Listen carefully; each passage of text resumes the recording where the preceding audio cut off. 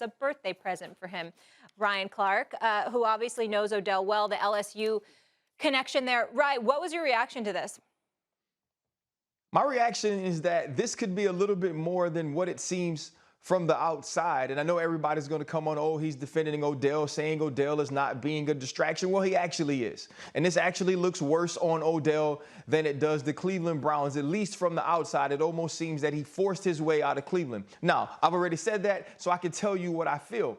I know Jarvis Landry spoke to the team personally without the coaches, and I'm not necessarily sure what went on in that meeting, but we have to remember that Jarvis Landry is the energy of this team. Jarvis Landry is the leader of this offense. Jarvis Landry is the guy that this team looks to for direction. And in that direction, we also had to remember who Jarvis Landry is to Odell Beckham Jr. It's not just his best friend. It's not just one of the guys he went to school with. This is a dude that he was roommates with, someone he's been close to since high school. And so if there's anything that's underlying in that Cleveland Browns locker room, in that Cleveland Browns building, that Odell Beckham Jr. was in any way wronged or was in any way targeted, I think that can become an issue. That can become an issue with chemistry. That can become an issue with the opportunities of the relationship to not only go from the locker room to the football field, but from the football field to wins. And that is an extremely important thing for me. If you remember when Odell Beckham Jr. left New York,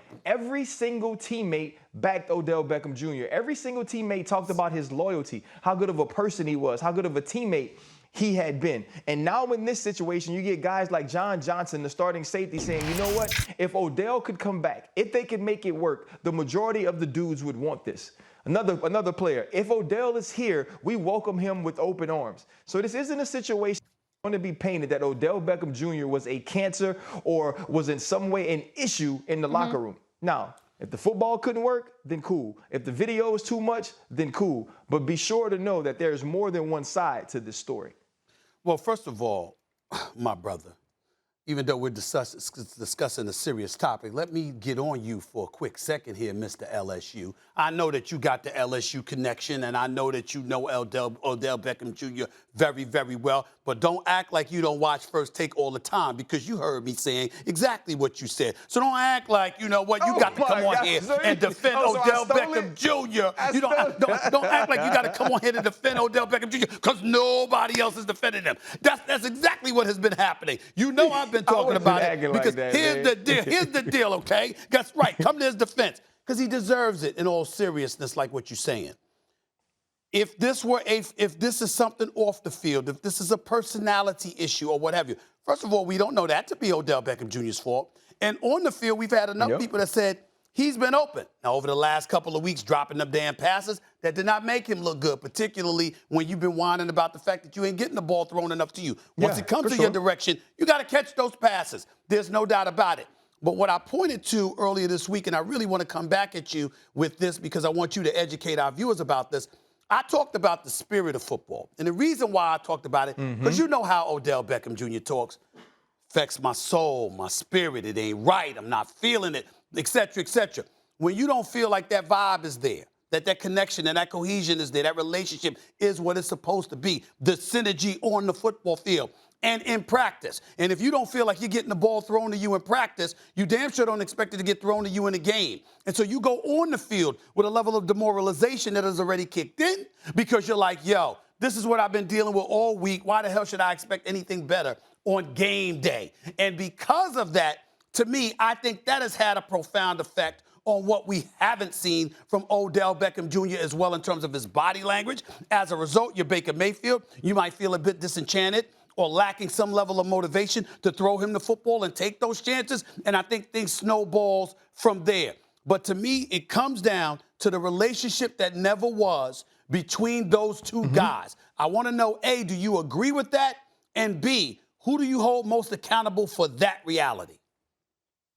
You know what? I agree with that to an extent, that the relationship ended up not being there. But I don't necessarily believe it started that way. I think Baker Mayfield wanted this to work. Why would he not want it to work? One of the more explosive wide receivers of his era. And I know Odell Beckham Jr. wanted it to work because now the perception will be, and you already know because expectations bleed into perception, is that Odell Beckham Jr. caused this all by himself.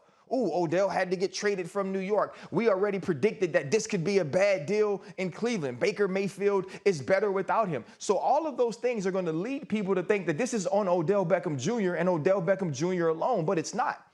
Wide receiver is the most dependent position in football. No matter how open I am, no matter how good I can play, if I don't get the ball thrown to me, and if I don't get the ball thrown to me well, that's an issue. And if we don't feel that chemistry, if we don't have that relationship, if we've actually had conversations about this thing not working, then Sundays are going to be difficult. But we have to be honest and we have to be fair. Sundays are not only going to be difficult for the wide receiver, they can also be difficult for the quarterback. And that's the decision that GM Andrew Berry is making. Now, I think that Baker Mayfield is as much to blame in this, if not more, than Odell Beckham Jr. But that doesn't absolve Odell of any wrongdoing, or I don't want to say wrongdoing, of any accountability, of any responsibility. This was time for this to end. But I think my biggest and largest point is when you look at the way people deal with Odell within his team, he doesn't normally have these issues with teammates. That's fine. But it's going to be Odell Beckham Jr. again, and I think that's wrong for anybody to approach it this way, Stephen A. That's fair, and I agree with you. My question to you is, because of what his father did in social media and because of the way he's now departed from Cleveland, we know that at the end of the day, this was the end game. Get me the hell out of Cleveland.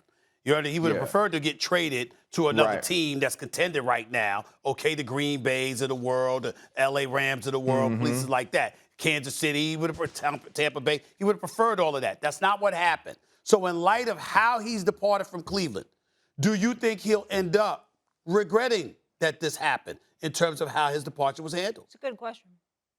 Absolutely not. Because he had to go, and you got to do it any kind of way that you could get there. I don't think it's the right way to do it. I can be honest about saying that, Stephen A., but the end result is the end result. He needs to be in a different place, and he knew that time was ticking on this thing, Stephen A., and he's hoping to get an opportunity this year to disprove the Odell is done or the Odell is washed rumors and show people that he can still flat out play. Thanks for watching ESPN on YouTube. For live streaming sports and premium content, subscribe to ESPN+.